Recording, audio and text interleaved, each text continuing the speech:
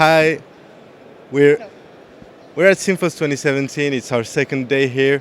We're with Madame Evelyne Lequien from France, and we're just gonna ask her a couple of questions about how she feels about this second day at Symphos, and what she thought about this second plenary about food security and the use of fertilizers in this fight for food security and against climate change. Madame. Alors, je peux parler en français? Bien sûr. Moi, déjà, je suis venue ici parce que je représente les éditions techniques de l'ingénieur, c'est-à-dire une énorme base documentaire qui a été réalisée à l'attention des étudiants dans les écoles d'ingénieurs, sur tous les secteurs de l'ingénierie. Donc, du coup, je suis surtout venue pour rencontrer les gens de l'OCP et savoir ensuite comment effectivement leur proposer cette base documentaire qui est un espèce d'énorme Google hyper bien documenté d'une part et puis continuellement alimenté d'ailleurs par des chercheurs ou par des gens que j'ai retrouvés ici sur les entreprises. C'est souvent, ce sont des expériences d'entreprises qui deviennent... Bon, voilà. Ensuite, j'ai du mal dans les conférences à identifier effectivement les gens. J'ai aimé la première conférence avec ce monsieur indien, désolé, Professeur Ramakrishna, qui est un type un peu showbiz et tout, oui, et donc qui est très engageant. Donc là, on tombe sur des gens comme ça qui vous parlent effectivement des problématiques de l'avenir d'une façon intéressante. En plus, il vendait Singapour. Je connais Singapour, je vois bien, oui, ce que c'est devenu.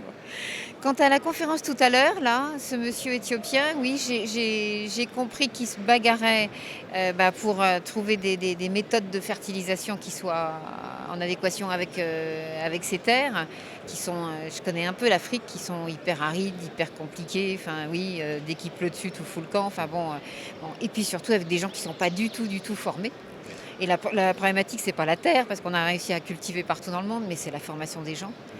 Et c'est ce qu'il finit par demander. Alors après, il finit par demander du partenariat, de l'argent, tout ça. Je vois bien la démarche. Voilà. Oui. Donc ça, mais en même temps, c'est intéressant de voir que ce sont ces types-là qui prennent en main le sujet, et plus justement l'Europe qui se mêle de ce qui la regarde pas. Oui, mais effectivement, comme vous dites, l'argent, c'est le nerf de la guerre. C'est le nerf de la guerre et il faut bien l'utiliser. Justement, comme ici, on a ce gros investissement dans l'éducation. Et effectivement, pour ce qui est de l'Afrique, par exemple, vous devez être au courant, l'OCP crée une carte de fertilité des sols pour plusieurs pays en Afrique, ce qui est déjà établi pour le Maroc. Je ne savais pas qu'ils faisaient ça avec beaucoup de précision. Par contre, moi je travaille avec le Maroc, j'ai mis une société ici. Et c'est vrai que du coup, je suis cette évolution. Et je trouve vraiment super que le Maroc ait pris effectivement le leadership sur l'Afrique, en formation, en tout d'ailleurs, en tout. Nous, on aurait dû faire ça depuis très longtemps, on ne l'a pas fait. Bon.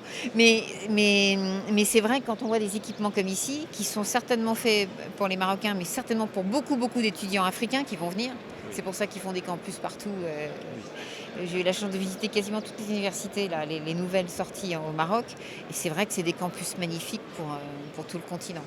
Donc, Mais ce qui est intéressant, à chaque fois qu'on vient ici, c'est cette espèce d'énergie, d'engagement que l'OCP prend. Et du coup, ça effectivement déroule derrière des tas de gens qui arrivent.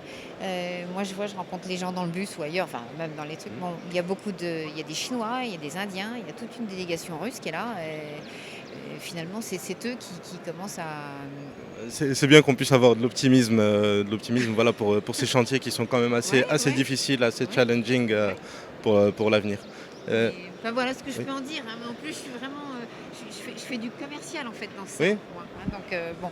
Donc je ne suis pas une spécialiste en...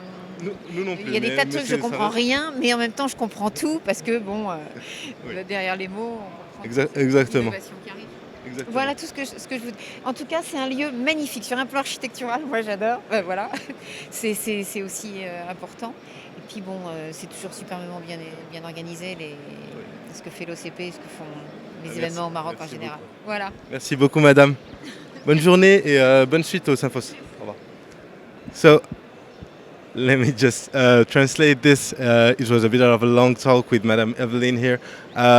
She told us that she came here mainly to sell big data solution she has for engineering students, but she also told us about how really investment and proper use of resources and financial resources throughout investments in education and in fertilization can really help us to be up to the challenge of food security and how to cope with climate change in the future. We'll move on to our next part of the program. Thank you a lot, and let's keep on with Symphos Live.